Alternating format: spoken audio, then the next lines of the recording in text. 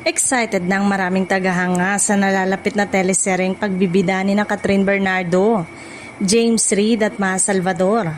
Ang inabangang proyekto ay nakatakdang magsimulang umere sa iba't ibang platform sa July 27. Kaya naman unti-unti nang umiinit ang promotion para dito. Bago ang opisyal na premiere, ilalabas muna ng Dreamscape PH ang official trailer ngayong July 8. Sa kanilang Instagram post, ibinahagi ang magkakahiwalay na larawan ni Catherine at Maha. Catherine at James, Maha at James. Pati na rin ang group photo nilang tatlo na lalong nagpataas ng excitement ng mga tagahanga. Sa unang post ay mababasa ang mensaheng meet the someone who will make your someday unforgettable. Samantala, sa ikalawang post naman ay nakasaad ang in a world full of strangers, every someone matters. Maging si Maha Salvador ay nirepost din ang naturang mga larawan sa kanyang Instagram account bilang suporta sa promotion ng kanilang serye.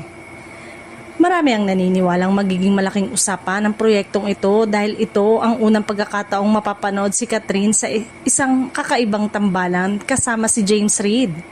Dahil dito, maraming netizen ang sabik na makita kung paano mabubuo ang kanilang chemistry sa harap ng kamera.